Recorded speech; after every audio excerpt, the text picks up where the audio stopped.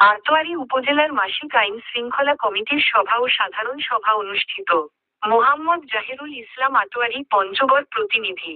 পঞ্চগড়ের আটোয়ারী উপজেলার মাসিক সাধারণ সভা ও আইন শৃঙ্খলা কমিটির নিয়মিত সভা উপজেলা প্রশাসনের আয়োজনে উপজেলা পরিষদ সম্মেলন কক্ষে এই সভা অনুষ্ঠিত হয়।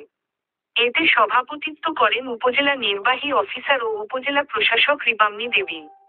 সাধারণ সভা ও আইন শৃঙ্খলা কমিটির সভায় উপজেলা পরিষদের সকল দপ্তরের কর্মকর্তা, আটোয়ারী থানার অফিসার ইনচার্জ, বীর মুক্তিযোদ্ধা, বিজিবির প্রতিনিধি, ইউপি চেয়ারম্যানবৃন্দ, শিক্ষক প্রতিনিধি, প্রেসক্লাবের নেতৃবৃন্দ প্রমুখ উপস্থিত ছিলেন। সাধারণ সভায় বিভিন্ন দপ্তরের কর্মকর্তারা নিজ নিজ দপ্তরের উন্নয়ন, সমস্যা, সম্ভাবনা ও ভবিষ্যৎ কর্মপরিকল্পনার উপর গুরুত্বারোপ করে বক্তব্য দেন। অপরদিকে আইন শৃঙ্খলা পরিস্থিতি, চলমান সামাজিক সমস্যা এবং সমাধানের উপায় নিয়ে আলোচনা হয়। সকলের অংশগ্রহণে আগামী দিনে অপরাধ দমন, সামাজিক সম্প্রীতি ও জননিরাপত্তা নিশ্চিত করতে আমাদের করণীয় সম্পর্কে গুরুত্বারোপ করা হয়।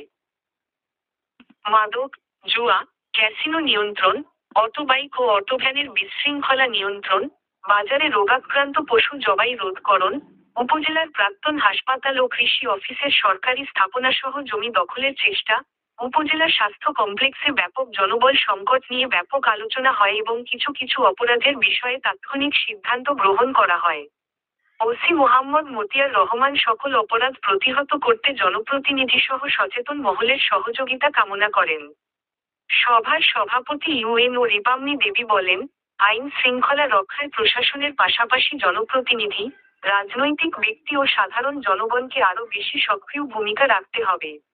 সকল প্রকার অপরাধ রোধে সচেতনতা বৃদ্ধি ও কার্যকর উদ্যোগ নিতে হবে।